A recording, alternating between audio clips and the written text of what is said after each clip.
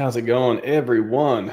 What is happening? We got another stream, and bear with me just for a moment because I'm trying to click some buttons and see if I can stream on the other platforms as well that I just figured out that I could do. I didn't know that was a thing for a while, but yeah, this should be fun. We got a community stream. We got a lot of amazing people in our community doing a lot of great stuff, and we got quite a few today that we're going to get through some fun topics. So I'm excited for it, and give me just 1 second.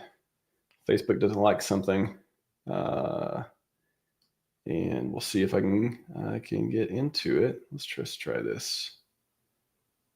Max with 10 URLs. Okay. All right. Let's try this. All right. We are live on. Wow. We're live on 4 different platforms now: Twitch, Facebook, YouTube, and X. Man, all the platforms. Boom. Let's see how it works. I don't know if it's going to be effective, but we're going to try it out. Anyways, without further ado, well, first of all, I'm going to bring in everyone who has been on the channel before. And I'm going to bring in, I think I got 2 new people. 2 new people have been on the channel before. So first up in line is Corey, an investor, KG, DJ Cryptomatic, and Free Brandon. How's it going, gents? Hello. All right. What's going on? You overbooked, Max. We don't What fit the heck? all on the screen. You know, I broke my own rule. I broke my own rule of like, yeah, usually I only like to have like four max, 4 on the screen, including me. So like 3 people. And then today I'm like, okay, this community stream, let's do it. Let's do it live. Let's do it. Let's go. Thanks for having us. Yeah, thank you. Got to break your own rule every once in a while. Yeah, welcome back to the show, gentlemen. Corey, yeah, last time I saw you was at the conference. And then actually all of you were at the conference except Free Brandon. What happened, Free Brandon? Why did you submit to be a speaker at Pulse Conference 2055? Or were you there? I just forgot. I was listening though. I didn't know that I could apply to speak. I don't know. No, everyone's like, I didn't know about it, or I didn't know how to do it, or I'm like, I only said it 10,000 times.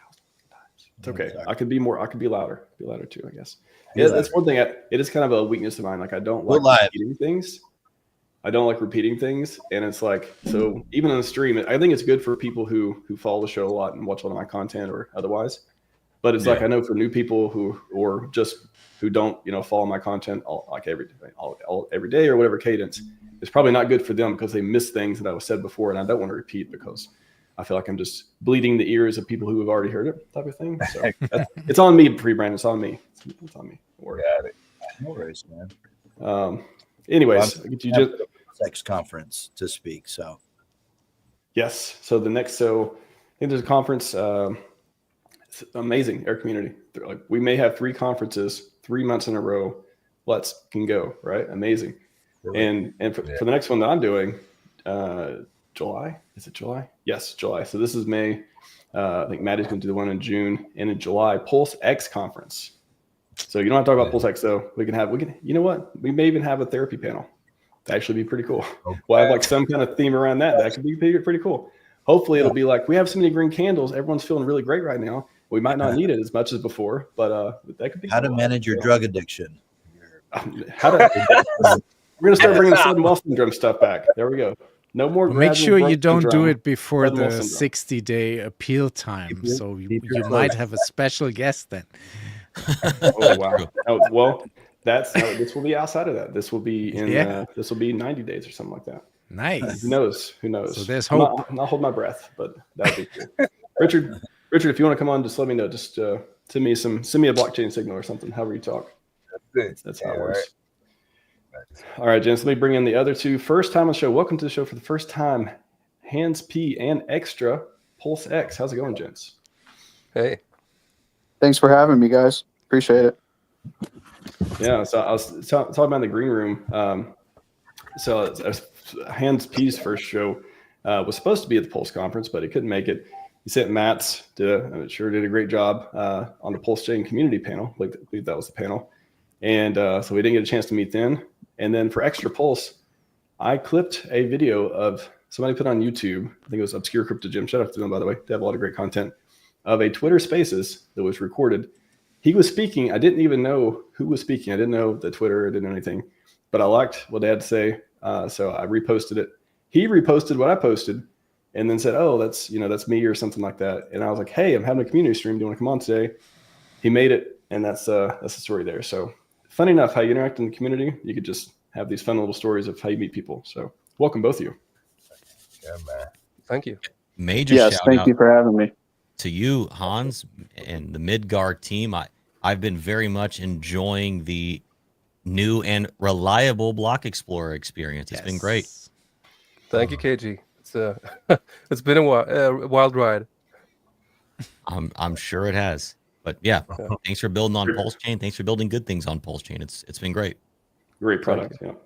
Yeah, we covered a couple times on the show at least already. Of just going through it and looking at it. Different ones. I mean, we've had I feel like 3 new ones, and Midgard was, I think, one of the first ones that I saw that was new and played with, and I was like, oh, this is great. I love the colors, love the UI. I love that we're having these pieces that people can use to do data in their portfolios and all those things. So yeah, love to see community products. I echo what KG said on that. Yeah. We're really lucky to have Mats, who's a really talented UI developer. Shout out to Mats. He's got this, this touch, this magical touch. That's important. PulseChain. Well, it is. I like it. Yeah. I wanted to, since first time on your show, I usually ask people, can you give us, I know Midgard, we know a little bit about that, but just how'd you get it? Hans, how'd you get into PulseChain? How'd you get into ecosystem? Maybe just briefly on that. And we'll get to Express do the same thing, just so people know, who's on the screen and what their background is.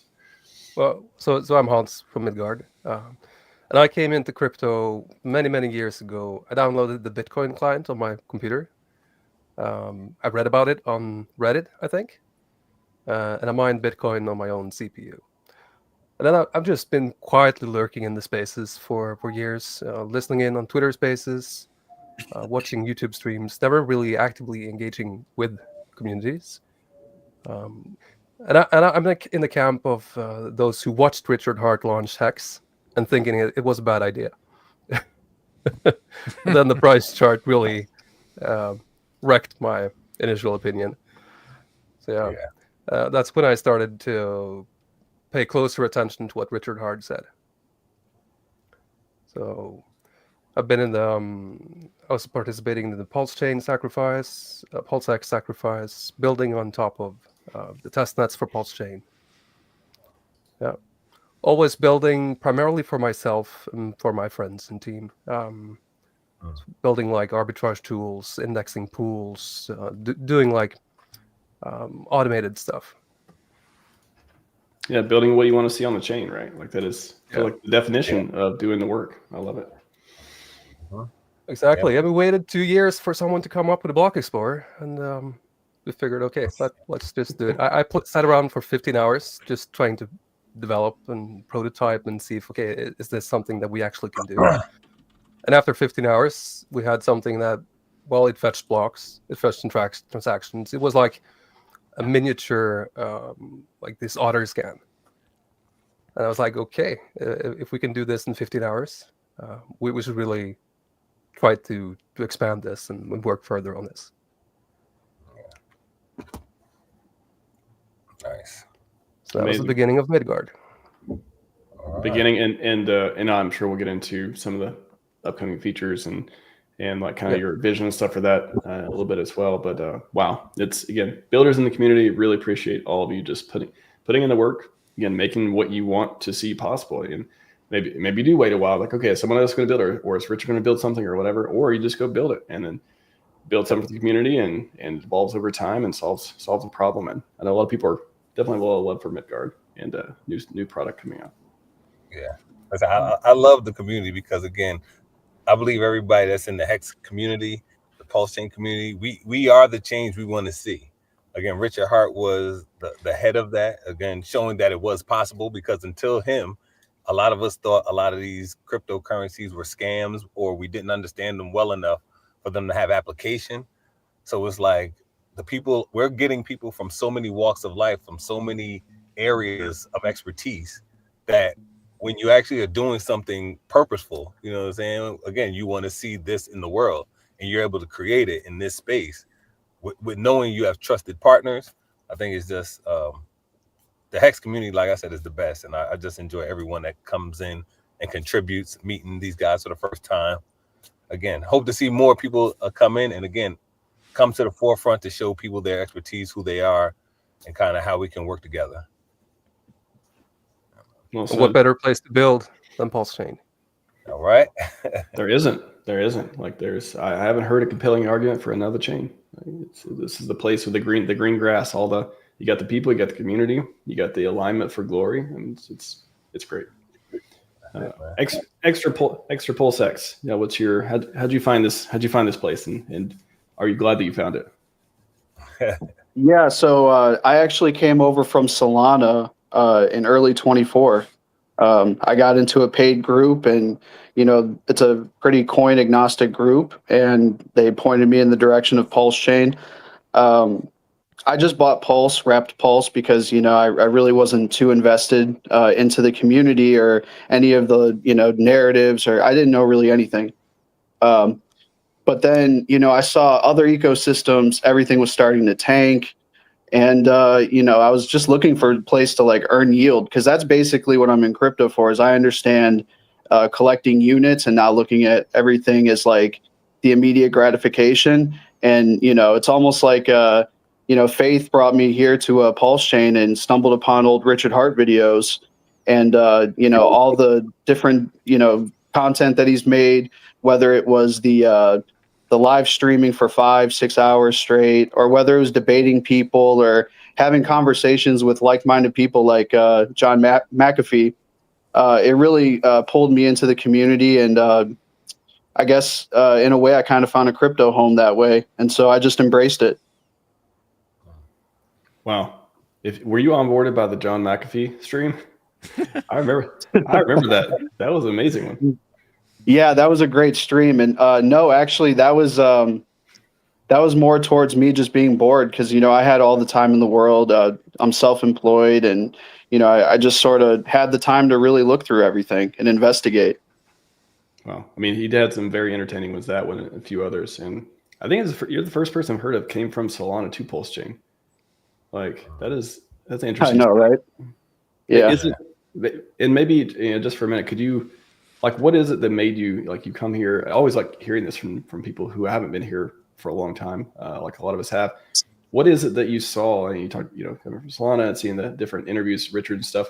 What is it that you were like, what? I want to spend my time here. Like, I want to be here mostly, or this is the place that I want to see win. Like, what was the straw that broke the camel's back? What was the thing that, like, be like, no, this is the inverse of that. Like, this is where I want to put my energy.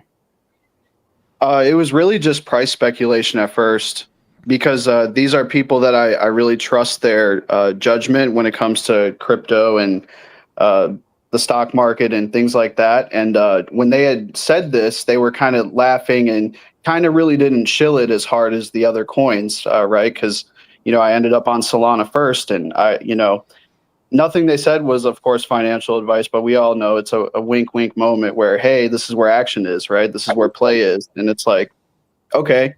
So, it was a good little faucet at first, but I think what struck me is like why they even speculated at PulseChain to begin with, or why did they even mention it? Because I've never heard of it, right? Like I was not familiar too much with Hex. I've heard the name, but I didn't, at that time when Hex had its big run up, I barely was in crypto myself at all. I had a little bit of Dogecoin, and I made some good money off of that little bit, but I didn't, that wasn't my like coming to crypto moment. My coming to crypto moment was probably 2023 when I invested. I took a loan out for one whole Bitcoin at 23 grand. And, I paid back my loan, still kept some Bitcoin, and total degeneracy, right? Like, not financial advice. Do not do what I did. But, I was just in a situation where, it made the most sense to me at that time.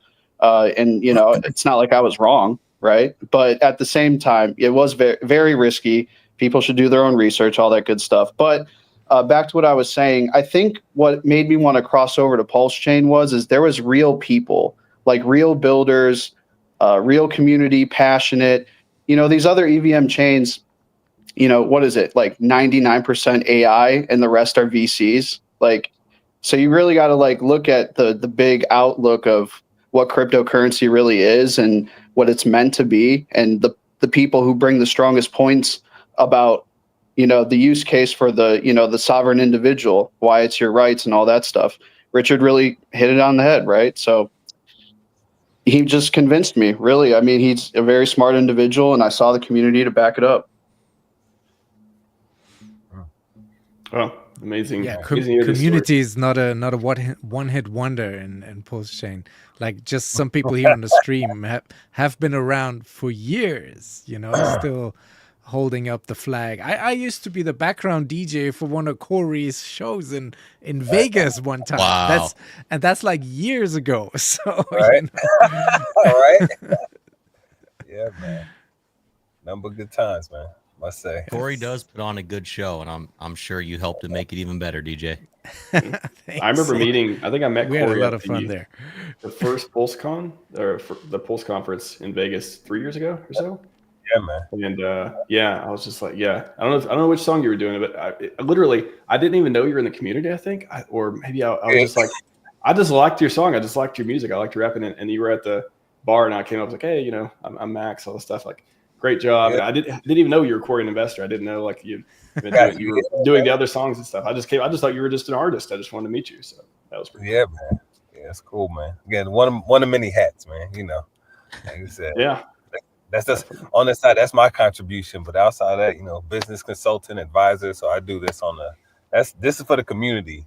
And again, I'm building other communities. And again, like he said, Richard Hart was a great organizer of a great community. He fueled everyone. He incentivized everyone, educated everyone. So it's like if you're listening to smart people, you start doing smart things. You follow what they do, kind of do some of the mannerisms, pick up some of the traits. And again, we're all here for a reason. There's not a lot of stupid people in Hex community, shall I say, or uneducated people in the Hex community. Let me say that.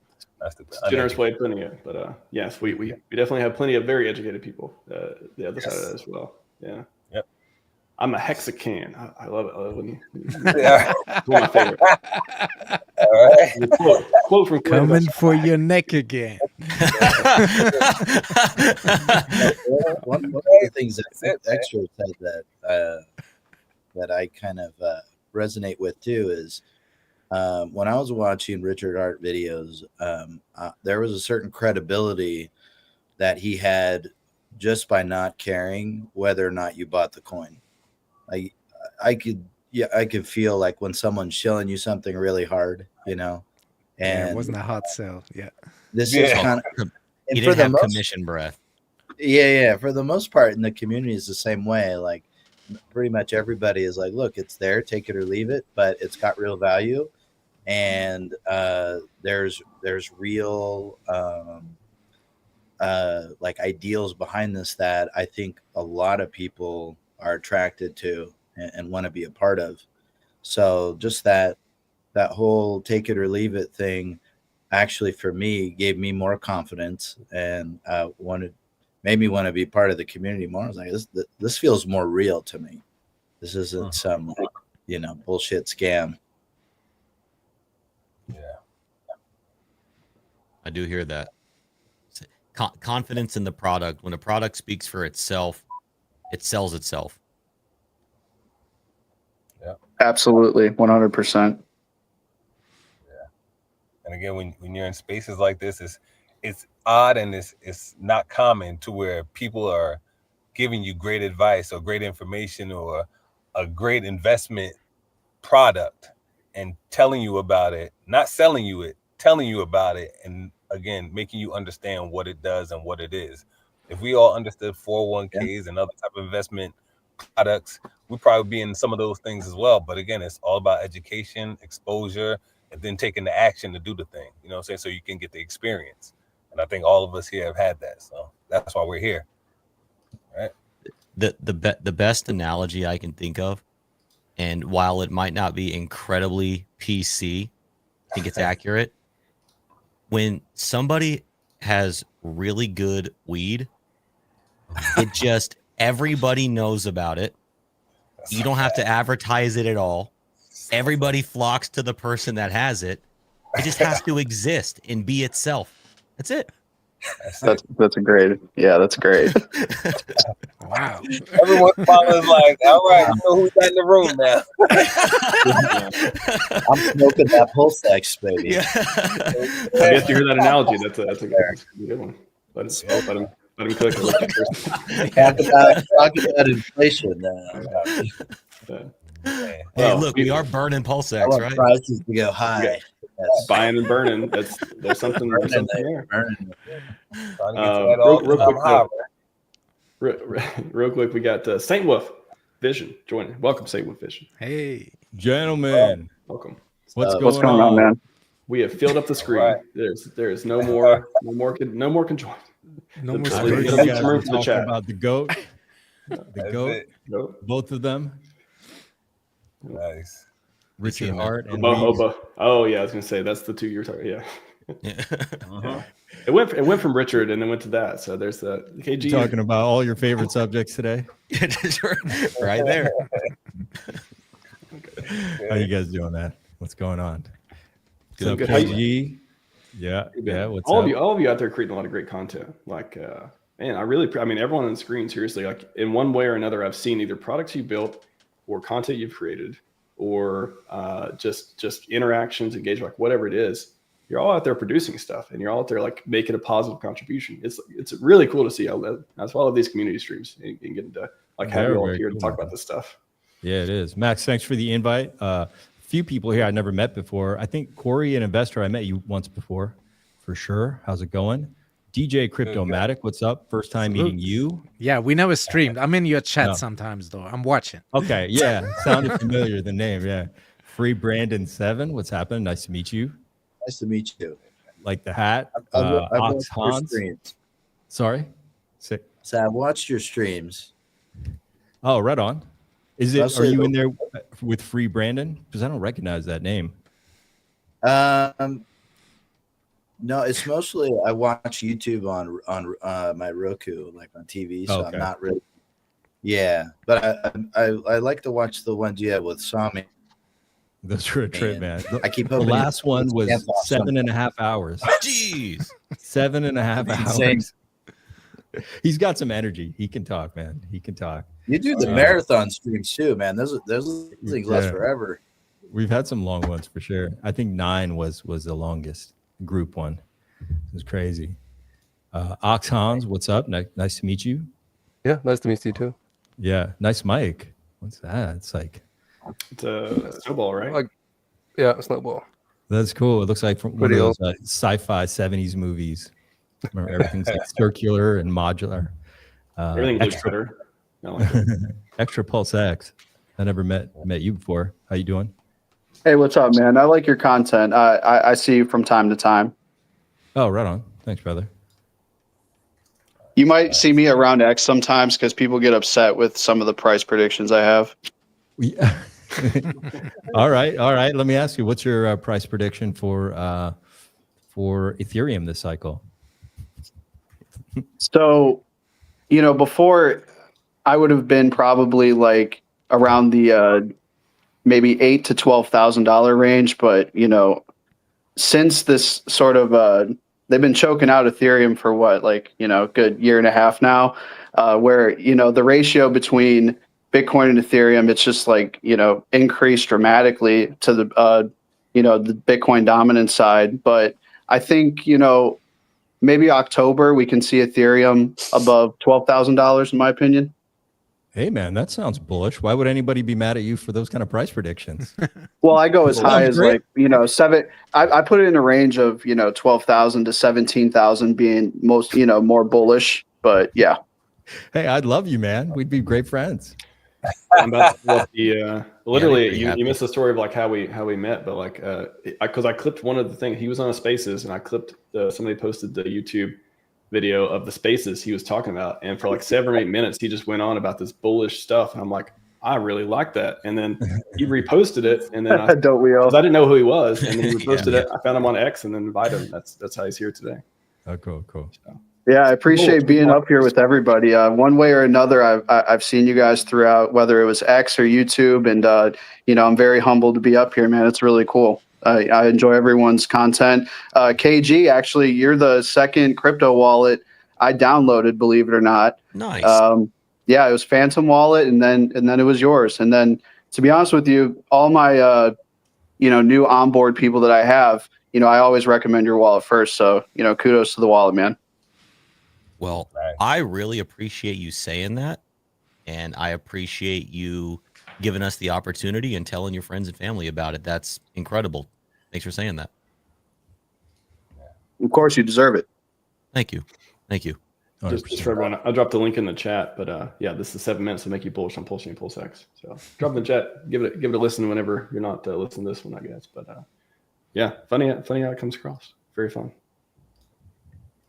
Gents, what's going on in the ecosystem? I mean, speaking of bullish, anyone going to bullish rant anytime they want on this stream for sure. So don't be afraid to get too bullish. So what's good? I know I got a few things I want to pull up as well. But what do you want to kick us off on? Who wants to bring in the winning? All right, I got one. Maybe you've covered it on stream already, but the fact that on that Ethereum reserve website that the Pulse chain, it has more ETH than Coinbase. I thought that was a pretty cool metric. Oh man, that's a pretty big one. It's a big one. It's pretty amazing.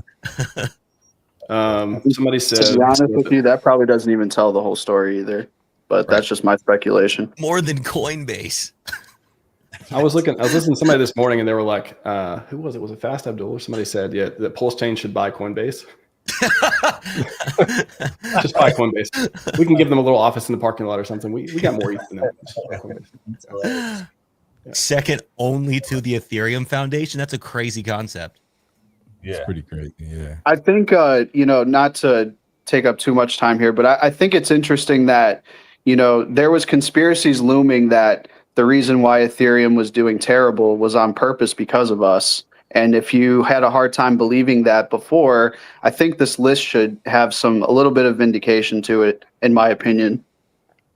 I mean, if we look at this in combination with Richard's tweet that he put out today, like the best thing Ethereum people could have done is give me all their ETH to hold it for them.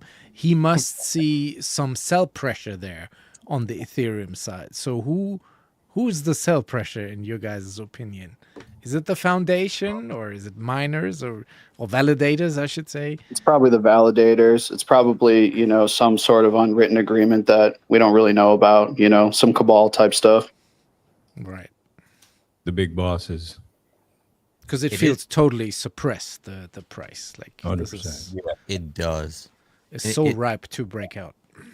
And it's interesting because with that amount of ETH that's in someone's control, you are a player in the game. Whether you're on the team or not, you are a force that has to be considered in all of those high level moves that we down here aren't aware of at that level. So whether Richard's in the cabal, whether he's viewed as an enemy of the cabal, whatever it is, he is whatever the PulseChain Sac Foundation thing is an actual consideration point at the uppermost levels of the entire Ethereum ecosystem.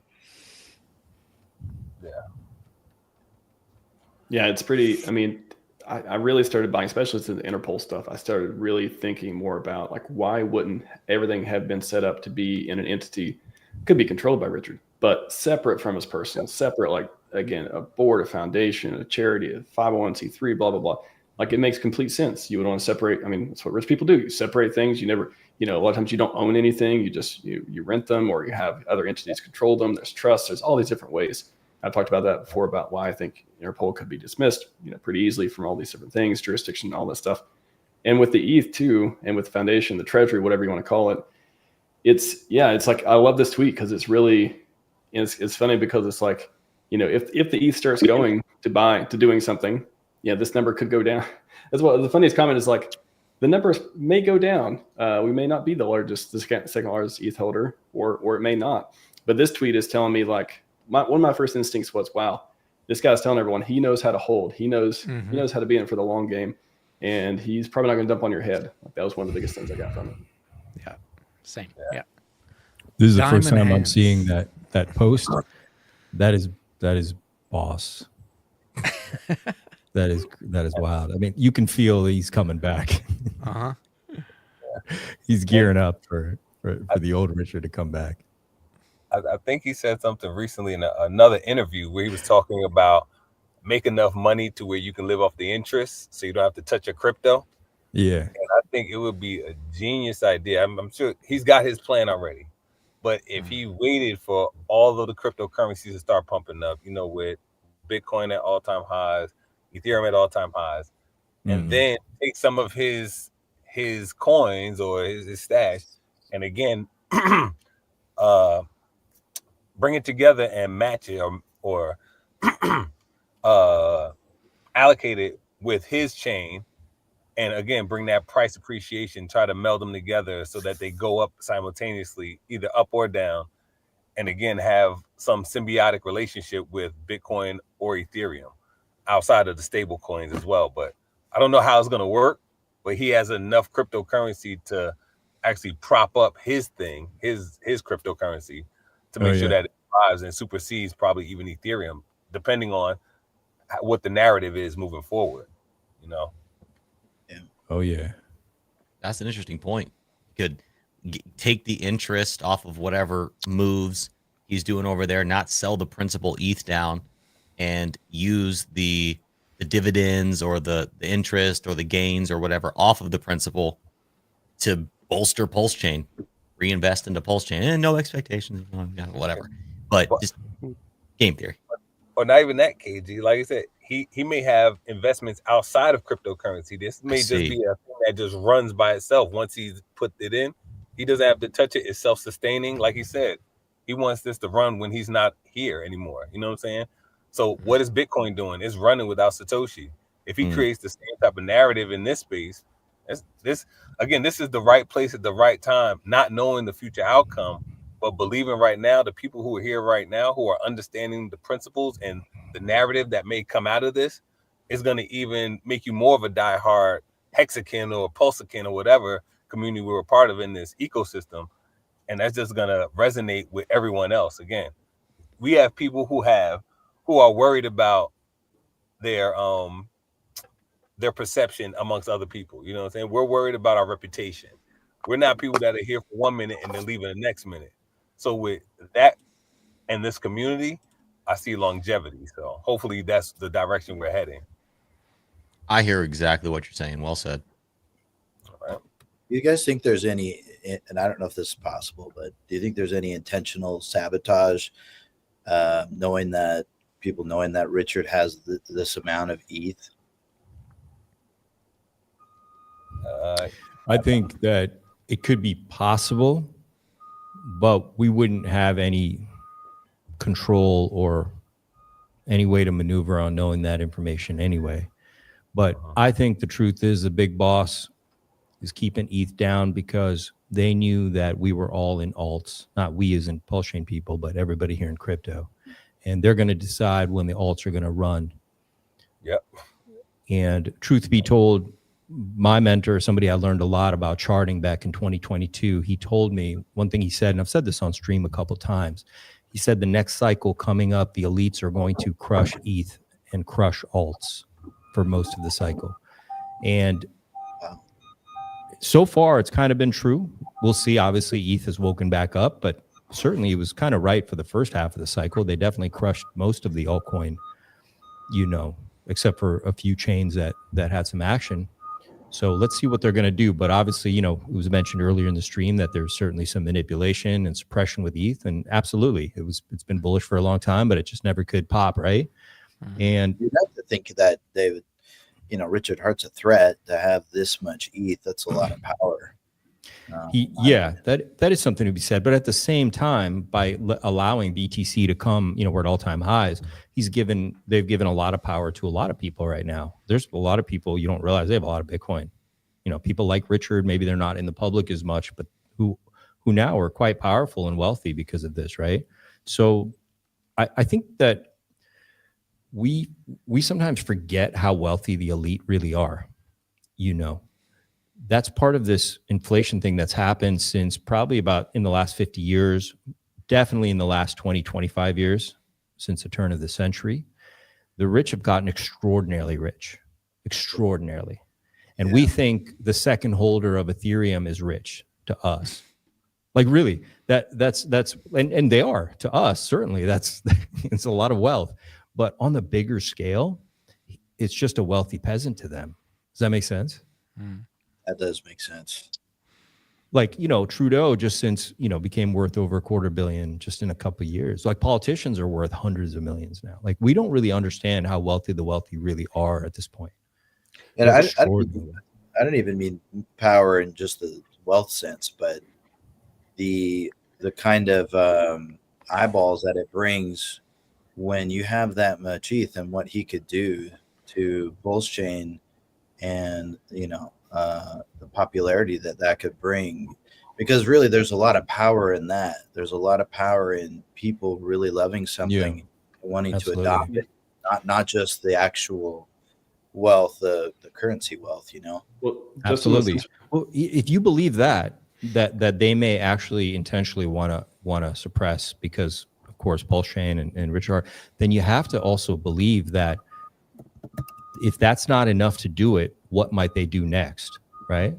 Then you have to take that a step further if that's what you believe. Yeah. I think they were just suppressing it generally.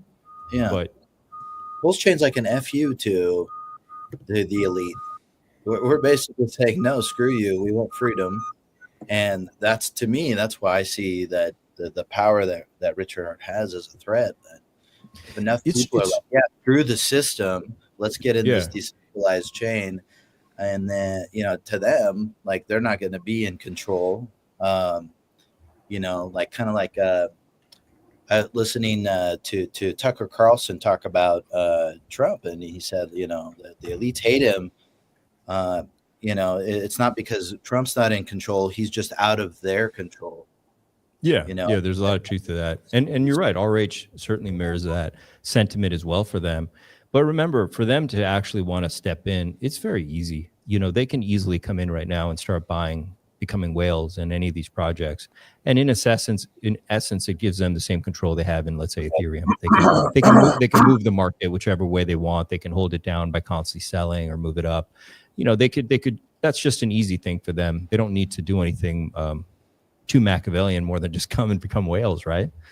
Start buying up Inc. and Pulse and PulseX.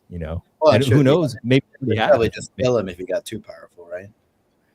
I mean, you'd have to go really far. I really don't think they do that as much as people think, unless it's really you're just running your mouth and doing all kinds of crazy stuff. I mean, look at all the people running around. They just crush your banks or make it hard for you to, travel, and they just make your life inconvenient, But they don't take people out as much as we'd like to believe they do, unless you're they just kill themselves. Yeah. They just kill themselves.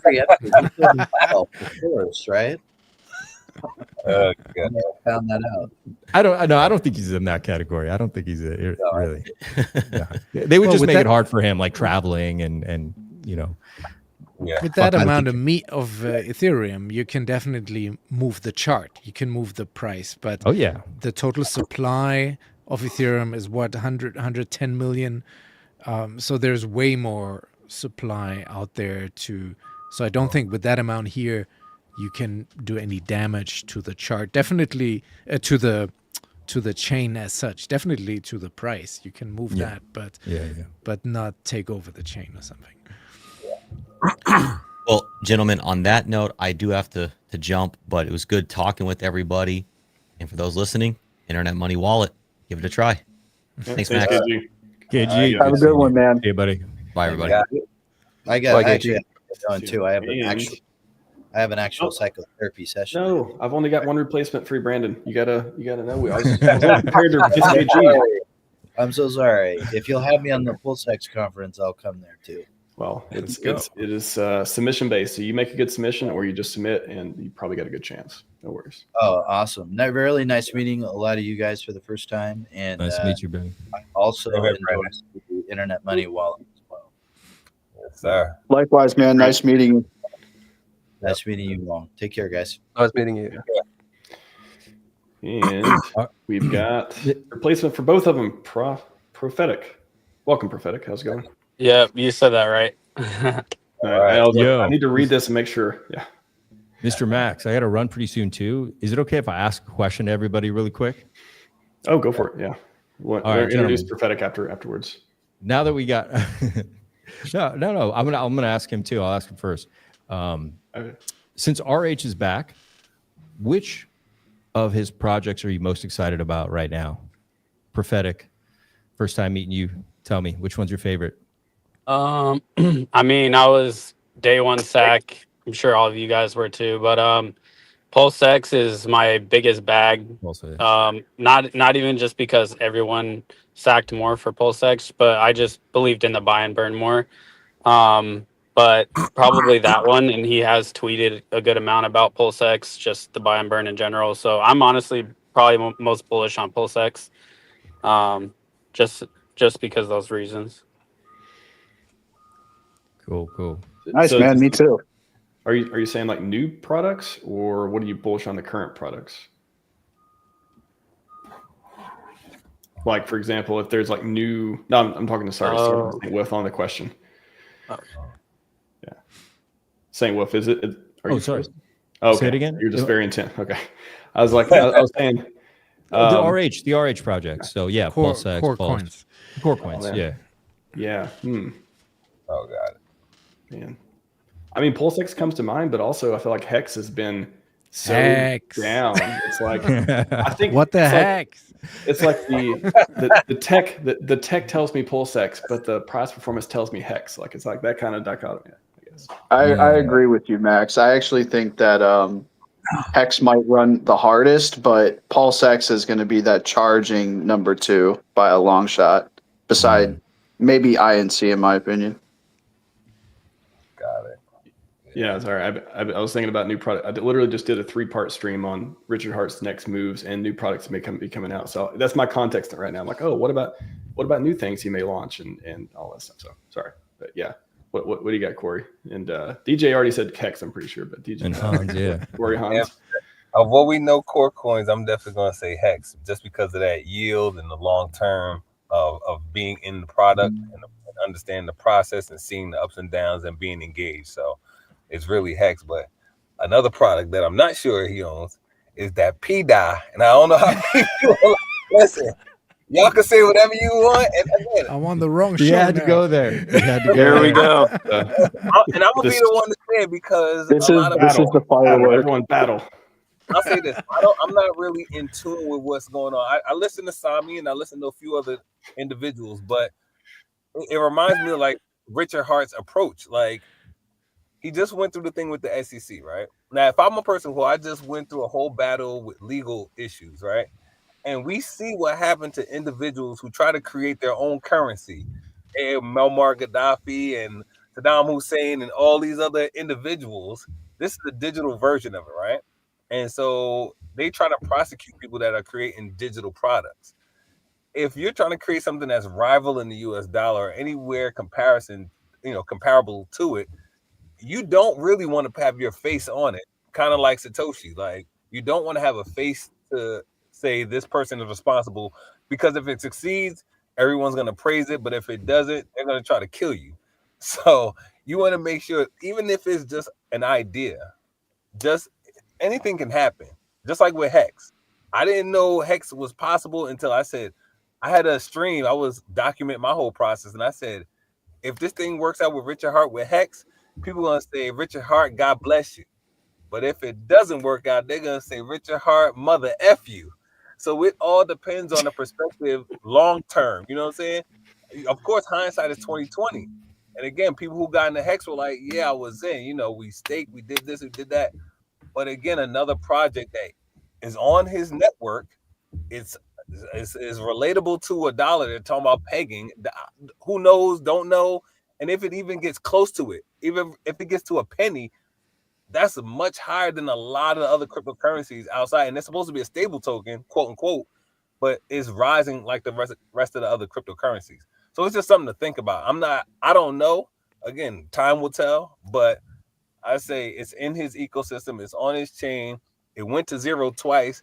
and it's pumping right now as we speak. So I don't know what's going on, but sorry, that was a little. I'll let Saint Wolf take it. He's our senior PDI correspondent for today. Yeah. Can you tell I'm passionate about that? So we just talked about how, I think Brandon was talking about how, are they suppressing it because of the Heartman? He has a lot of power and control. He just got out of legal battles. And would they go after him? If you follow that road of they're after him because he has too much power. And then you want to tell me you're going to have this guy who's trying to cool off, gets a big painted, I'm creating a stable coin, on it. It seems dangerous for him because that's how they're marketing it, right? That it's his thing, right? Now, I was one of the first people in PDI. I was very early to it. I still hold PDI, but I don't talk about it anymore. I think it's not safe, for obvious reasons, to relate it to him or connect it to him. I thought the best thing was let the narrative just chill for a bit, and it just kept getting crazy, right? And that's fine, Like I said, I'm still holding. If it goes up, great. It's a win-win for everybody. But, I don't want to sit here and say it's a core coin anymore. But I don't want to attach him to it no matter what. I think that's dangerous, irresponsible, and a little reckless, to be honest, because that's not going to help him make friends, I guess. Well, I respect that answer. And I'm, on the opposite side of that belief. And I appreciate the angle that you come at it with. I personally don't care, and I'd be hypocritical to say I didn't make decent money off of swinging, some PDI myself. But there was a lot of technological things happening where it was getting sketchier every month that went on from January, I'd say. And finally, when everyone started catching on to it, it was kind of all it was mixed in with price going down. So like everyone's emotions were everywhere, right? And so I just personally think that there is something, obviously it's exploitable. So like any crypto where you can mint more of it, you should always be cautious of that. And Bitcoin had the problem too. Bitcoin had an inflation bug as well too.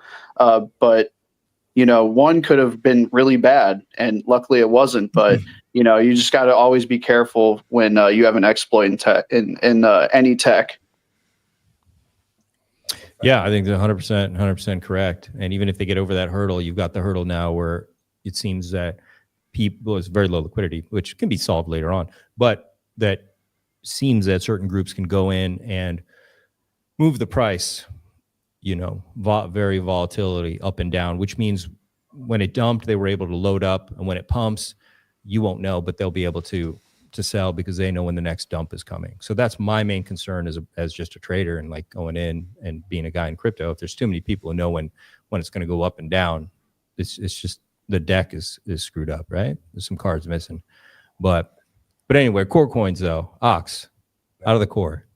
Yeah, so I think Ink and Hex are going to pump the hardest simply because, and PulseX is going to be the winner long term, simply because of the tokenomics. It's strong tokenomics.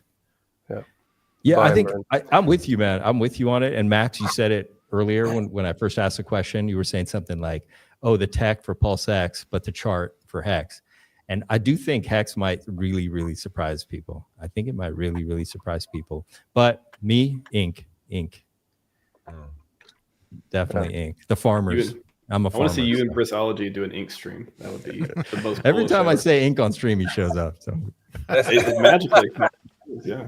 INC is definitely growing on me for sure. Yeah. So a couple of months ago, we did we looked at how many of the original sacrificers still hold their principal. And I think it was something like 80% was still holding both the PulseX and PLS. 80%. Wow. 80%. That's phenomenal.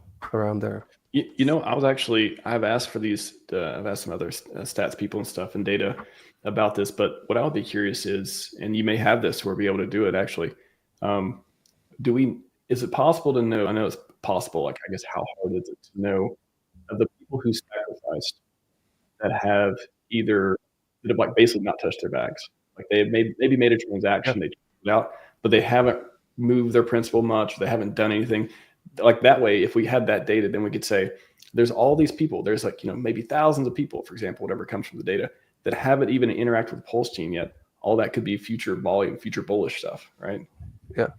We actually want to put stuff like that onto Midgard because we think it's really valuable alpha. It gives you an insight that you don't get anywhere else. So seeing how many of the sacrifice holders actually accumulated more PLS or PLSX. Really quick, gentlemen, I got to run. And but thanks so much for having me, RH. Appreciate it. Great chatting with you guys. Good to see you, man. Yeah, we'll talk soon, gentlemen. Cheers. Have a good one, man. Have a good one. Yeah. And real quick, before we get into Midgard as well and continue the conversation, because I definitely want to hear more. Prophetic. So it's the first time on the show. You want to just introduce yourself? How'd you get into the ecosystem? All that stuff. Yes, sir. I've been in crypto since like 2017, probably with a lot of other people. Bought Bitcoin and saw it go up like crazy, and then I lost it all because I held it and I thought it was going to be worth like $1 million, just like everybody else. So I've been through my ups and downs, and then obviously heard about Richard Hart, followed his journey with PulseChain, invested heavily in PulseChain, and it hasn't went our way yet, but I think it's we've fought all these battles so that we can have the sweet victory in the end. Yeah, I'm just RHMax like you, I guess. And then I just wanted to discuss two things real quick that I don't really see a lot of people talking about. It's like the I guess Pulse versus ETH chart, or it'd be wrapped Pulse versus wrapped ETH chart. That chart to me is very interesting because just like 5 days ago, I just wanted to rotate some Ethereum into PulseChain, and I was kind of waiting for a good time. And I've just been noticing over the last week and a half, it's like there isn't a good time because Pulse is kicking ETH's ass. So, or I don't know. Sorry if I could say that, but go for it. Okay, yeah. So I mean, if you look at that chart, I think everyone's talking about Richard Hart rotating in, Ethereum and all that. But I mean, if we're just continually really outperforming Ethereum and Ethereum reaches 12,000 or more, I don't think we're going to have an issue with low prices on our tokens. And then the other thing I just wanted to mention, I'm sure you guys consume a lot of like YouTube and Twitter and all that. The one thing that I could say, I'm maybe a little younger than not everyone here, but most people here, I guess, is the younger generations are really into short form content. I know there's like TikTok and all that, but YouTube especially, when I'm looking at PulseChain just content, like when I just search PulseChain content, mostly I'd say like 80 to 90% of the content is over like 10 minutes. And I think that's kind of hurting us because even me specifically, like you guys know Sami, I watch Sami videos all the time. But I think one big issue is just the length, because if you think of the younger people that we're trying to, integrate into our ecosystem, I think they can't really relate to anything over 10 minutes. I just think it's like them watching the Titanic, if that makes sense. They don't understand it. It's just they click off. Their attention isn't there. We don't have the worth of their attention basically. So it's just too long form content. I mean, I think there's a place for it, but I think we need to increase our short form content and just in general for like PulseChain. We basically need to make shorts of the Pampy calculator all the time with music. Exactly. I actually did. So a couple years, I mean, I agree that would definitely reach a lot of people as well. Cause I did maybe a couple of years ago or so, I went through and produced worked with a bunch of different creators and produced a whole bunch of different shorts. And I had them coming out every few weeks or so. And I think you still should get, I don't think on the age, I think the shorts, they do rotate pretty well. The algo could have changed. It may be different now, but I remember even every once in a while, I'll see my own shorts or I'll see something like that, because if they do gain popularity, and they are popular, even if they're a year or two old, they still get rotated. But anyways, I have that package. So if anyone wants to, so I already have a bunch of RH clips and shorts and that are have got really good engagement already too. If anyone wants access to that, just let me know. I think I have them on Google Drive. I can share them, and you can post them on your own TikTok. You can post them on your YouTube channel for shorts and all that. But yeah, I agree that is definitely something that we don't. I see a lot of streamers and stuff doing. I see Coffee does them from time to time too. But Coffee has a lot of shorts. Yeah. Yeah. But it's a bit, if I may jump in, it's a bit two-sided though, because I agree with the sentiment in general, but at the same time, I also have the feeling that we like to educate, and the complexity of hacks or why you should use a hardware wallet when you are in crypto, that is not being explained properly in 2 minutes. So I don't know. There should be both. Maybe short ones to just promote the brand and advertise, but we also like, to educate people about the potential pitfalls in the space and why we think something like Hex with the long-term staking, saving you from yourselves, from bad trades, etc., is a great invention.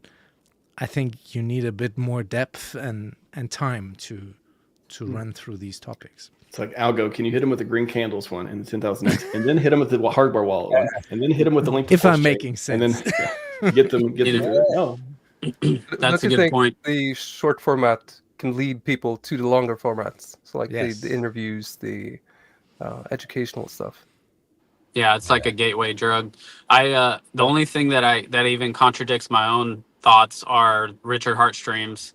I mean, no one can deny that he was bringing in crazy numbers for his streams, and that's actually how I discovered him as well. So hoping, I know everybody's been hoping on Twitter that he hops back on that train, but I mean, that was a long form content, and he was definitely effective with that. I gotta hop off though, you guys. Thank you so much. I just wanted to mention those few things, and I'm sure I'll join again next time. Thank you. nice to meet you. Thanks, man. Have a good one. Yeah. Have a good day. Good points, though. Good points. All right. Is it OX? Is it Ox Hans P or 0x Hans P? So whatever you like. 0x, I hear people. OX. I typically say OX. As a nerd, I'm like, what was that protocol a few years ago? It was really popular for doing. It's kind of like a bridge, but not. What's it called? 0x? It's just called 0x, right? Just 0x. No. That protocol. So, and coming from a tech background and all that, like I when I see hex numbers and stuff, I see 0x FF 0, whatever. So when I see people's name like that, I automatically think that. But then I know a lot of people, they're not exposed to that, or they don't see that, or maybe they even come up with the name, but they're not into tech. They just like saying Ox or otherwise. So anyways, when I saw that, I'm like, if you're a dev or something, you probably say 0x, but if you're not, maybe you just say Ox. But all right, so you're not going to set the record straight. Great, we'll just keep wondering. It's fine. All right, either way is fine. But yeah, take us through Midgard, man. Like, what is this place, and what are you working on? So when we first started building the Block Explorer, it was like we looked at a bunch of existing protocols. And if we were to do something like Block Scouts, which scan.pulsechain.com uses, it would require us to have a tremendous amount of storage to serve this thing. And it's like, we thought there had to be a better way where you could take the pieces of data that you actually needed, and then you could combine those two, so you could take a hybrid approach where you'd have some data fetched from a database and some data fetched from RPC. So we run our own RPC, which Midgard uses. And it's been really successful so far. So our goal here is to build something that was fast. I was sitting there for 30 minutes trying to figure out some of the PulseChain bridge contracts. Because scan.pulsechain.com was sitting there loading, giving me errors, and it was slow and clunky. So the goal with Midgard was really to give a new alternative to Autoscan and to scan.pulsechain.com. That was faster, that was minimal, that was quicker, that was easier. And with Mats on the team, he's really he's got this touch for building great UI and great user experiences. And he's got some strong opinions on what a block explorer could look like. Because if you send some onboards, for instance, to Etherscan, it's like they look like it looks like a database from the 90s. It's just tables with data. It's a boring UI. It works for us who's familiar with it. It's like it feels like using Word or Excel. But for newbies, it's like what the hell am I looking at? How do I make money? We wanted to build something that was different. Yeah. Well, I was going to ask too, like, I think every time we look at a product and it's kind of similar to another one, especially one that a lot of people have, been like, oh, why doesn't the official one do this or that? Why doesn't it provide these features? Why isn't it better? All that stuff. I just want to give people a view. So I'm going to go to Go Real DeFi and click Explore. And this is a link, a view to the our decentralized app, which is the official PulseChain Explorer. Can you talk about too, like, what does Midgard do that this doesn't? Like, what is the actual difference for people that they can see and feel, and does it do something better than Midgard? Like you talked about indexing, maybe too. Like, could it do things that Midgard can't do? Well, so my stance on this is if something ain't broken, you don't have to fix it, and you don't have to reinvent the wheel. So we really don't want to reinvent something that already exists. We take a different approach than scan.pulsechain.com uses in terms of we do less indexing, we do minimal indexing. So we only save the data that's strictly necessary, while something like Block Scouts uses a more comprehensive index. It simply means it's going to be a lot slower. It's going to be a lot less efficient. It's going to be a bit more comprehensive to host and to run, and also more costly to run. While something like Midgard is going to be a lot cheaper to run, a lot faster, because 99% of the time you just want to see, okay, what was this transaction? How did my transaction go through? Is it pending yet?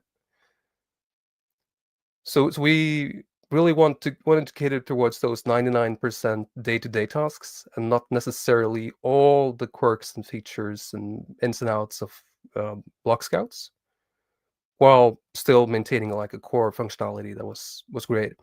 And then DBank, out of nowhere, decided to stop supporting PulseChain, DBank and Rabby, which changed our approach a bit. So going from having like minimal indexes, we went to introducing more stats, adding like the portfolio tracker, and it's very much influenced by our way, like our team's way of working with blockchain data. Because like I like to add notes, I like to add favorites, I like to build sort of like this personalized experience where I'm in control of the data. And so in Midgard, you'll find a lot of things you don't necessarily find in other block explorers, like the ability to store personal notes, to put up a portfolio tracker, to build your own dashboards. And then we also do some fun things with AI. Yeah, on the AI portion, I remember there's the scanner for the token piece. So is that the AI piece, or is there other stuff built in? Or there's other stuff as well. So if you head over to the settings button, okay, yeah, there's a AI integration setting. So if you enable under experimental features, I have to give it the Gemini key. Yeah. So under if you scroll up a few centimeters or inches, yeah. Yeah, you gotta speak my language. Experimental build, yeah. The metric system. You got it. We're Imperial. We're actually maybe half Imperial on the show. The other half is metrics. Yeah. Yeah, I like how you work with inches, and then you do also nanometers. Well, it's called the nanotech. That's why. That's because it sounds cool. So whatever experimental features are enabled, you can use the Gemini API key to do transactional analysis using Gemini. Yeah. So literally, like here, if you want to use AI features, just click here, get a key. It's just like everyone listening who doesn't know what we're talking about. API key is just something you can create from your own account. And maybe is it free, or do you have to pay for it to use Gemini for this? You can select different models, but we use the free ones as default. So there's a generous quota from Google using Gemini 2.0 Flash, which is really quick. So whenever you have this enabled, there's a new button that appears on the transaction page that says AI analysis. And there you can actually talk to Gemini about a transaction. You can ask it questions about anything. And it has full context awareness of the transaction and the transactional data. That's cool. Yeah, that's cool. I think that's good because like 99% of like most newcomers into this space, they don't know the ins and outs. They have lots of questions. If they can just sit there and talk to the AI about what is this transaction, what happened here, where did the ETH go, right? Or pun intended. Well, I'm looking at this. I say PulseChain is now explorable. I read PulseChain is now exploitable, and I was studying my TP. I was like, no, so many puns here. Yeah, that is like a killer. I mean, there's all these like AI features that like, oh, let's just add it in because I mean, to be honest, like what product isn't better with AI? Like you could do a lot of amazing stuff for it. But this is one where you're like, wow, I actually want AI to help me do that, and you have the data right in front of you for it. Go ahead, Corey. Yeah. Oh no, I was just agreeing. Oh, okay, good. All right, sorry. This is my first time being exposed to it, so I'm just listening, taking it in. That's it. Gotcha. Yeah. All right. I also think AI. So I think AI. It's of course the buzzword of the week. I saw Dipcatcher in chat had a great comment here about risk capital all being in AI. And I think, like from a bull market perspective, I'm kind of like waiting for AI to somehow like pulse drop the blockchain or in any way like the AI craze come over to crypto. I haven't really seen that yet. Yeah, that looks like the next thing. It does kind of remind me. Have you all seen the I guess the page, the text or whatever? It's like Bitcoin. So the money goes to Bitcoin, and then it flows into Ethereum, then it flows into altcoins, and it flows into high risk stuff. Yeah, are you kind of thinking about it like that? Yeah. Are you thinking about like, well, money from AI flows into crypto? Do you think an AI run would then take a lot of profits into crypto? I think a lot of risk capital is flowing into AI right now, and it might be flowing out of crypto, even though the prices are going up. So whenever that flows back into something like crypto, that's when I've become really, really bullish. Yeah, interesting. I think hopefully they have a product that they can marry with crypto and create a union, and actually they both fund each other and create a hybrid of both. So that I think is the next thing. As far as for products that we're looking for in crypto, or what do we call it? We call it what's the word I'm thinking of? It has some inventive quality that we can utilize, some utility. Excuse me, that's the word I'm looking for. Have it work in some conjunction with what traditional spaces we're in. Have AI kind of work that model somehow with finances, and it's already doing it in traditional finance. So if cryptocurrency can be a part of that, maybe it marries the two and creates something that's similar to what we already experienced in a traditional sense. So Catcher also had this comment, not necessarily flowing out of AI into crypto because it's not retail users who get gains from AI. Yeah. Extra Pulse, DJ Cryptomatic. When we all going to get richer, and the minting of million millionaires. Man, that's hard to say. Minting of million millionaires. The MMM cycle. What's the MMM? So I have two critical areas for this year alone. So there's first area I think is that we're going to stop off at is around sacrifice price. You just have to face reality that people are impatient.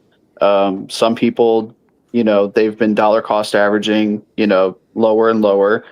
And so they're going to be in profit a lot faster.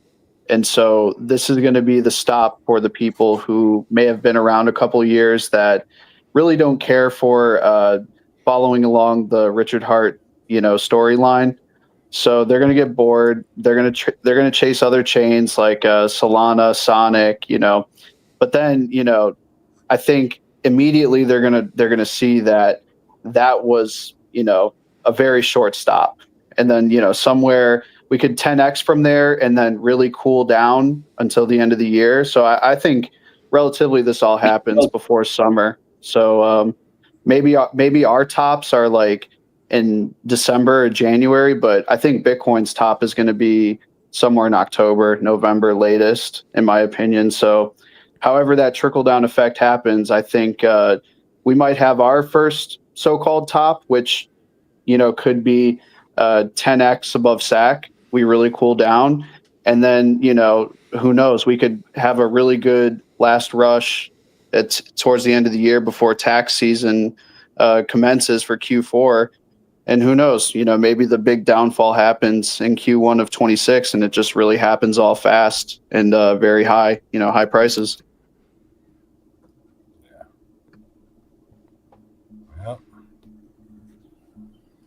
But PulseX, it's going to do well. Hex is going to do really well. Pulse might be the more sustainable one, even through the bear market. That one might not drop off as hard.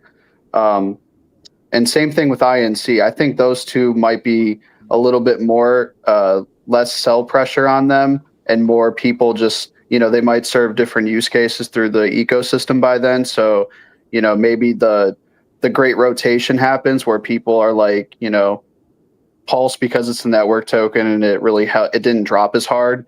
So then people kind of are like, oh, I need to accumulate more Pulse. I can't sleep on this because it will perform well in price.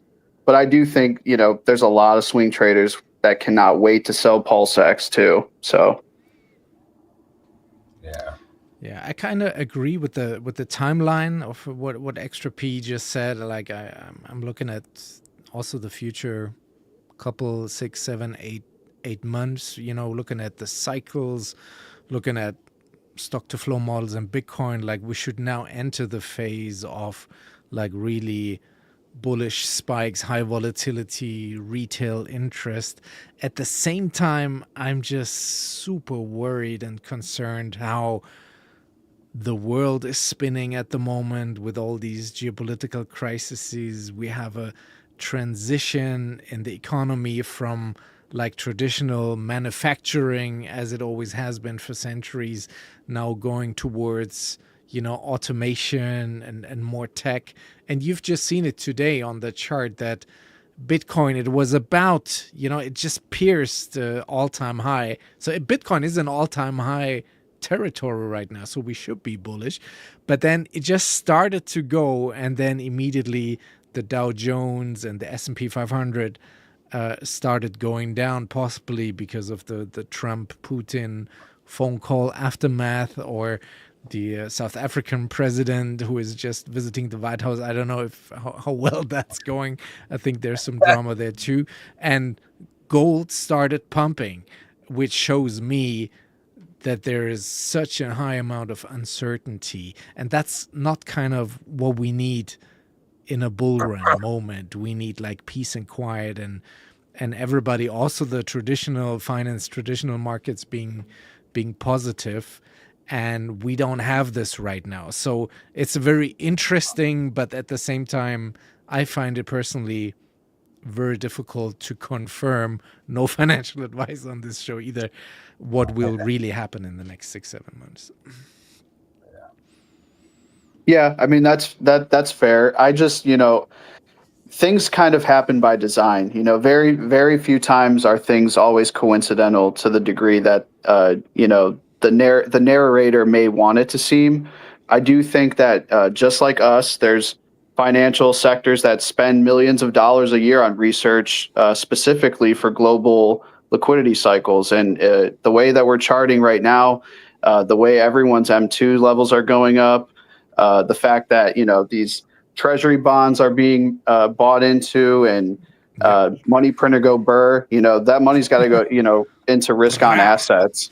So Bitcoin is it's going to inhale a lot of that, right? Because it hides inflation really well, and it price appreciates along with it too. But one asset that I think is due for maybe a better run this year, and where all the people who think we're going to get a $500,000 Bitcoin and whatever, I think I actually got more bullish on Ethereum, just because what if we only see a $160,000 Bitcoin but a $20,000 Ethereum, right? I mean, ratio wise, you could have made that.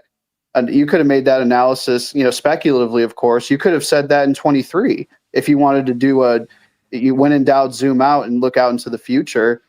People would have probably been like, oh, okay, if Bitcoin is $160,000, very plausible Ethereum is $15,000 to $20,000 too, just because of where Ethereum's at in its S curve and stuff. Like, it's very possible to have that 2017-esque run for Ethereum as well. So I pulled up here a tweet. Axis recently ready to see PLS start doing what Hex did to ETH in 20 and 21.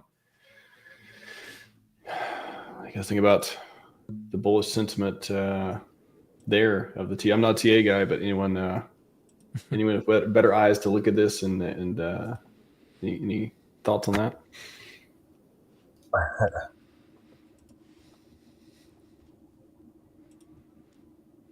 First comment, I want Hex to go nuts.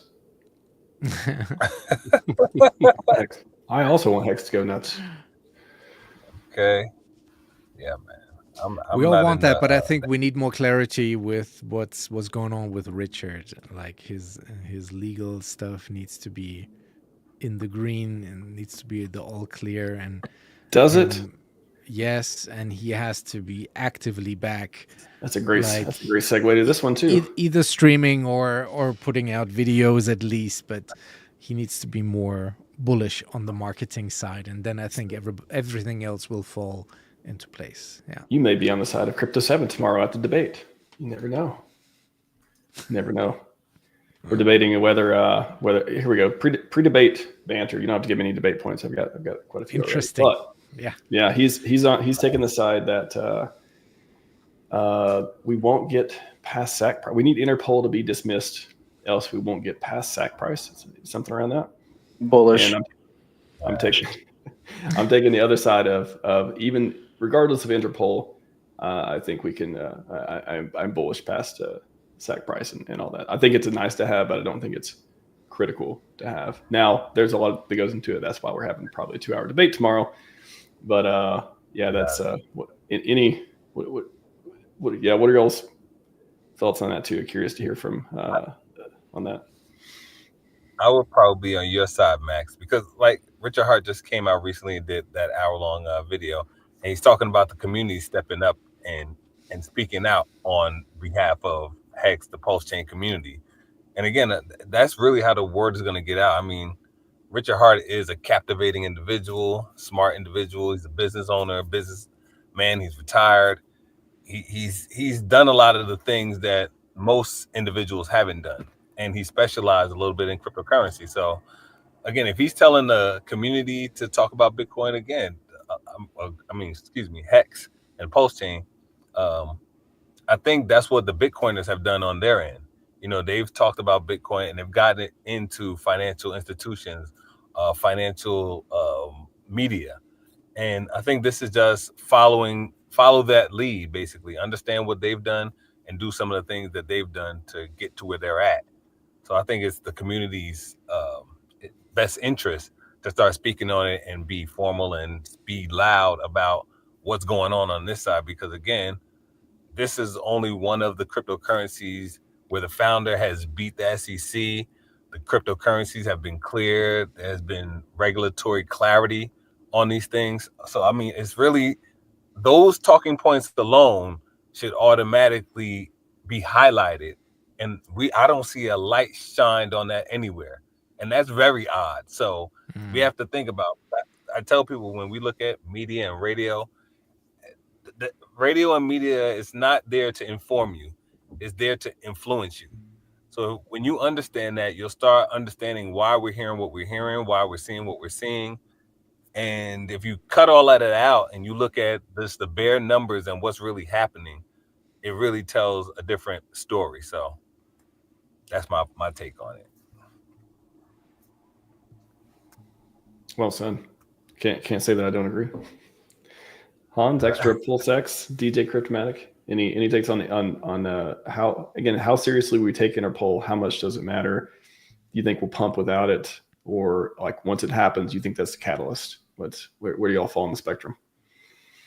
Well, like I think the red notice is definitely a foot on the brake pedal, but at the same time, actions speak louder than words. So whatever Richard does going forward, I think is going to have a lot more impact than the SEC or the red notice case. Yeah, I think so too. As much as I like what Corey is saying, I'm of the strong belief nothing moves on this chain without Richard.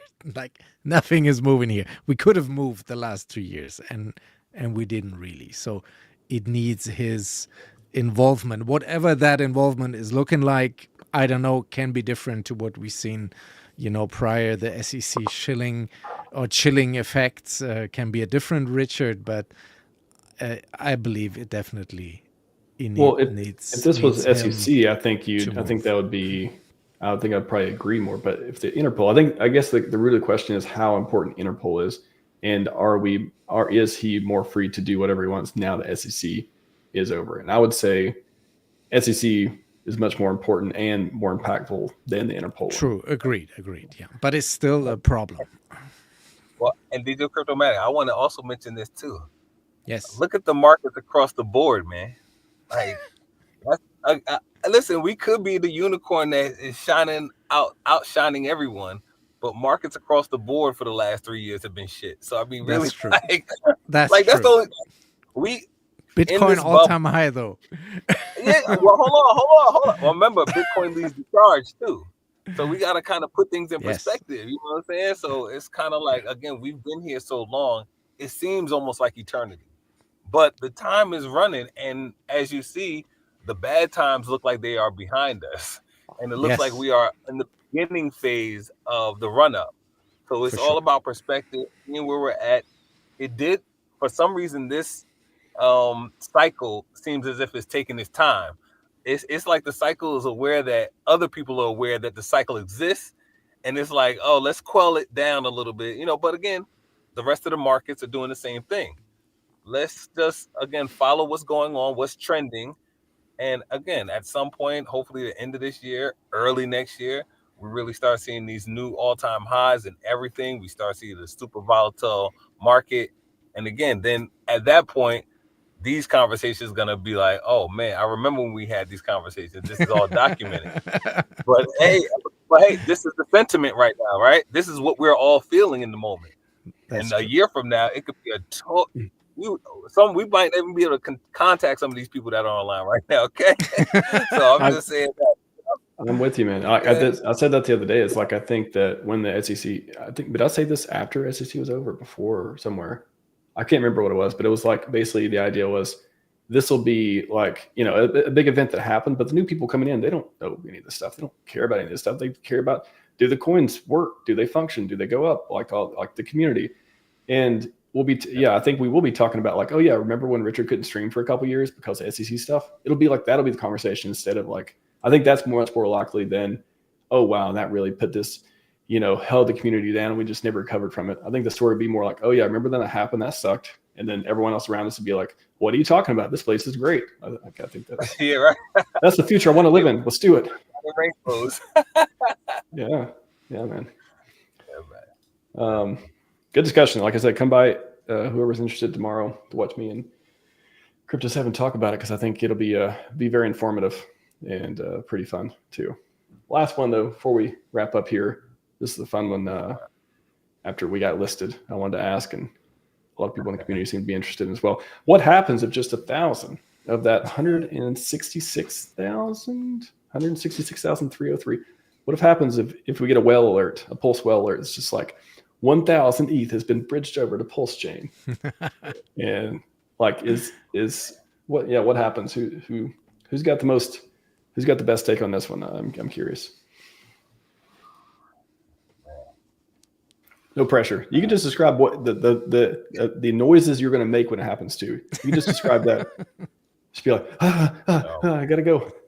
I gotta call off work today. I got stuff to do. It's about to pop off. I think it'd be great.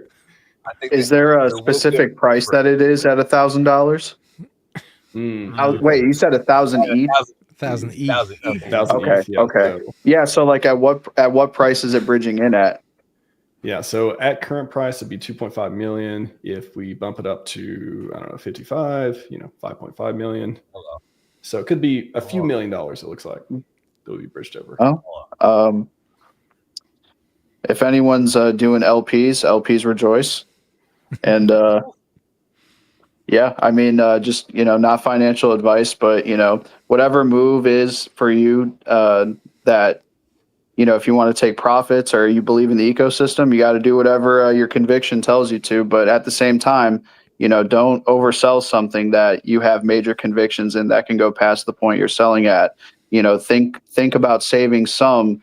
Everyone likes a moon bag, right? Everyone needs a little bit left over just in case, because things could go astronomically higher, and that always tends to work out that way in cryptocurrency, right? Where you take profits at certain points, but then right after that, bam, shot up another 10x. So just everyone be cautious, and do what's right for your own situation. Yeah. So your message is more like restraining from FOMO. I like it. Because that's what I was gonna say. If there's a narrative out there that this ETH is being transferred over and people are aware they're in this space, they understand what's going on, I think there'll be people that will try to front run and get ahead of the curve and get into as many of these tokens as possible. For one, I think that's what they'll do. And then again, with the narrative going and new people listening, more people talking about it amongst the community, we reach more people because of the network effect. It could transition to a lot of things, from people saying 1,000 ETH from the 166,000 ETH treasury has been bridged over. It's kind of like when people move Bitcoin. It's like when you hear someone move 1,000 Bitcoin, it's like, all right, the market starts slowing up. Like, all right, what are they going to do? Are they going to sell? Are they going to transfer out? What are they going to do? So maybe that same type of effect might happen. There's a good point here from Johnny as well. You won't see a run coming. The majority will not be from the sources we already know about. Well, yeah, what if prices just start going up, but we don't see we don't see a well-pulled tweet about it exactly. That's an interesting point. Right. Yeah. Hans, you already put a down payment on that yacht? Yeah. Small one and a big one. Depending on the water, you may want different sizing and options and stuff like that. Good. There, I like this. There. I don't know about you guys, but I tend to think that if there's any money bridged over from that SAC wallet, I think Ethereum just has to go way higher than $5,000. Don't you all agree? Yes, agreed. Yeah. Make more. It's got to go to $3,801. That's a joke about the buy-in price. Yeah, the buy. Yeah, I really want to see. I love it how Richard keeps saying. I never thought he would acknowledge the treasury, the SAC wallet, like whatever. But he literally pointed it out. I mean, again, in the most vague way, as he always does, of like, oh, it looks like you're missing one. And that to me, that was like, wow, you want people to know about this, it seems like, or why would you point it out? And so getting that marketing for us, like a great marketing opportunity that succeeded. Again, everyone's like, oh, are they going to list us or not? We're used to getting delisted, funny enough. And then we got listed. And so that point, and then he keeps talking about the ETH price. Even in the last video, he's like, I want ETH to go up more than Vitalik or whatever, that kind of stuff. Everything is like, again, I'm struggling to come up with a rational explanation of why that ETH wouldn't be used to support the ecosystem in the fundamental way that there's the ethos of this ecosystem too. Like that is what he popularized, right? Like I'm struggling with the way to not see that. Again, I don't expect it, and I don't like, I'm not waiting on it and all this stuff, but like, I don't have a reason why that wouldn't be used. I haven't found a compelling reason. Yeah. Yep. Stuff. Sell pressure will take over. That's also, so it's like a common piece too of, well, even if it does, everyone will sell into it and leave. I don't know. I think there's plenty of other scenarios that's the way it feels with red candle syndrome and what we've been through. And like, we see people selling, we've seen the test pumps, I call them test pumps, the sack wallet buying coins before we get the green candles, they get sold back down. I think that's the way it feels. And that's the environment that, that we've seen so far play out. I don't think that's been in a FOMO environment. It hasn't been in a place where people believe again. We just have bear market trauma right now. We have to wash it off. Like we're in bullish territory. Like we do. And you know what? It's not talked about enough. Like, it is tough going through a time in the market where you just see your dollar signs, how much money you have just down and down and down. It can really get to people. And we're a different breed because our conviction is so strong. Like, we'll stick it out. You know what I mean? But other people in other chains, oh no, they would have been long gone. Because they don't have the education, and that volatility sucks, but we're in a very good place, and everything happens for a reason, guys. Like the inflation being cut on INC, the fact that, so much HEX is already locked up that, everyone complains about the yield, right? Like, rolling stakes and stuff like that. But imagine what happens when price goes really crazy, like 2-figure HEX sort of crazy. There's going to be so many people emergency unstaking. Where's all the yield going to go? Where if they didn't meet their, time to get their principal out, it's going all to the stakers. So everyone's going to win either way. Price go up for sure. Yes, well said. I think the yield, especially with HEX, that's just a short term. It's another 3D chess move, to shake out whoever shouldn't be here. And I think over time, week 106 slowly shake out is running. Over time, this will slowly come back, and everybody who is now, because I see tons of penalties on HEX, even more so on Ethereum every day at the moment.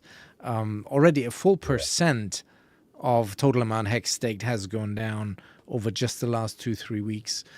So there are some serious moves happening there in the background that are also not being like lights shown upon them. And I think the people who think HEX is over and walking away and emergency ending all their stakes because there's no more yield, I think they're making a big mistake right now. Yeah. Oh yeah, definitely. Well, gents, we'll start with Corey. Man, what a great stream, by the way. I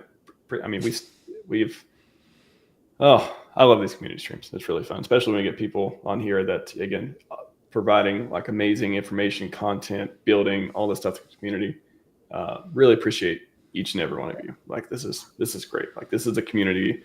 It's like, be the community you want to see, right? Like, this is like, I hope this inspire. I hope a lot of things I do and you all do to inspire other people to have these conversations, to talk about the stuff, to, even if, bullish, bearish, whatever it is, just have conversation and create good, positive, like fun content and products and go do the work. So like, that's what I hope a lot of people get out of these streams too. And chat, you've been awesome, Jay. Appreciate you as well. Yeah, shout out to the chat. And the building momentum, you're absolutely right. What, like, just in recent weeks, we have now 4 new portfolio apps. We're looking at, including Midgard, which I think is the most advanced, but we have like 5 block explorers currently being worked on. So there's a lot of stuff, happening at the moment, which is also very bullish sentiment overall. Yeah. Just 2 more weeks. That's what you're saying. Just 2 more weeks. 106 week shakeout, or sorry, 108 week shakeout. Here we go. We'll start from the top, go to the bottom. Corey, an investor. What do you want to take us out on, man? No, I just want to say, listen, I love the community. Again, we're all resilient. We're all here. We're all contributing in some way.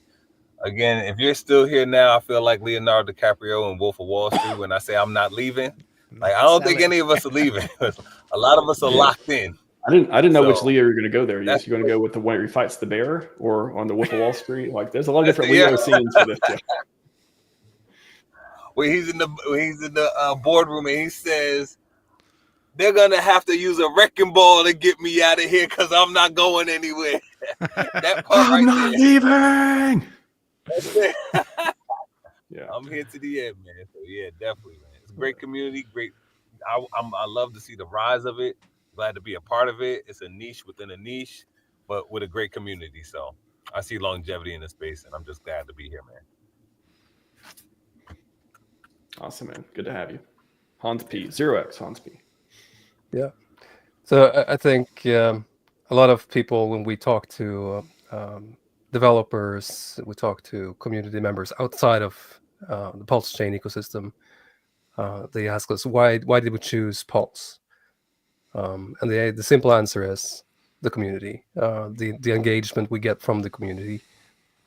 Try hashtagging Hex or PulseChain into Twitter. There's no more engaged of a community than the Hexicans and the Pulsicans. There is nobody like us. It is like for better, for worse, in every situation. Like we have a unique ability to just refuse to lose. Like that's, I want to like make a shirt that says "Refuse to lose." PulseChain.com. Like we are here to win. And yeah, we're staked Cuatro Cinco, and like show me one other community that has withstood such a bear market that we have been in. It's like we're staked 15 years. We're staked 15 years. They're staked 15 minutes at most. Like we are here to get it done. Good stuff, man. Midgard.wtf. DJ Cryptomatic. Yeah, I can only agree to what the two gentlemen have just said. It's all about the community, and I'm not this crypto pro. I'm just an entertainer trying to play my part, doing streams, try to be as informative as we can, trying to outboard marketing on Twitch, still doing my music shows where I'm trying to get these gamers that are on the Twitch platform, and NoCoin is interested in what we've got going on over here. With the music that I'm playing, so that's kind of my contribution to the onboarding of new people and fresh faces.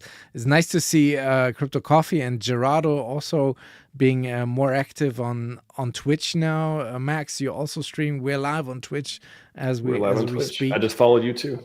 Thank you. So yeah, there is still there's still lots of work to be done in terms of marketing. Richard said we need to step up our marketing to the next level, and he said all of us, which includes him. So I can't wait to see what's happening in the coming year. Yeah, very bullish, but I'm always bullish. Yeah, I always appreciate What the Hex show, because you guys talk about Hex, and yes, What the Hex. It's my favorite. Check us out tomorrow. We've got Tom Gillespie coming on the show, so that should be a funny one. That's right. Yeah, come to the. I think you bumped up the time too. Like, come to the debate. Come to the debate first, and then go to What the Hex. Exactly. And then we'll cover the debate. What we thought of it. That's actually no expectations, but I would probably tune in for that. I would tune in for that. Okay. Hextra PulseX. What do you want to take us out on, man? Thank you for having me. It was fun talking with everybody. I'm relatively new to the space compared to other folks, but my convictions, I promise you, are just as strong as everyone's. I think we're all here and we gravitated to the right place because it shows how intelligent we are, one. And two, I think there's enough bad in this world that is really galvanizing people who have good intentions together. And all PulseChain is a reflection of that, with people interested in cryptocurrency. So yeah, I'm bullish either way. Bullish indeed.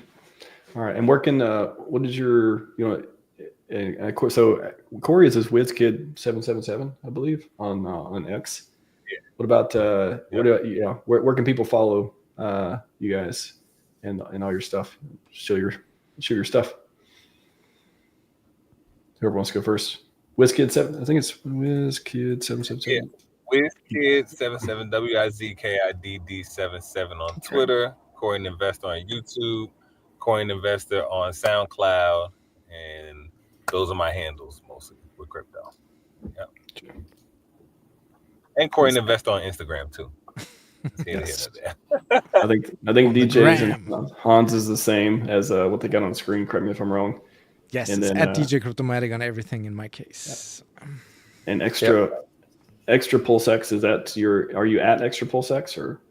Yes, that's my at on X, and also I'm going to be doing a Spaces with Corey Geary tomorrow.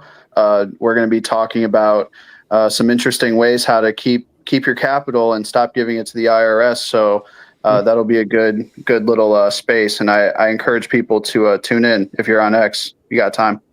Shout out to Corey Geary, also streams as well. Yes. Good stuff. All right, gents. Appreciate you joining me. That's all, I would say that's all we got for you today, but this is only the second stream of the third. If you're a nerdy validator person, come back in a couple hours, hour and a half or so. I'll be doing validator AMA, the 34th, only 34th, the first one I did this year, and probably for over a year or so. So go put in the work, everyone. Go put in the work. No expectation. Yes, put in the work. RHMax putting in the work for sure. No. I'm gonna take a little bit of a break next week, but this week, God, I'm getting like 8 streams. So let's my body's ready. It's been ready. Let's go. Awesome. All right, everyone. Smash the likes, everyone. Follow up. That's all we got for you until an hour and a half from now. Scivive and 5555. We are out.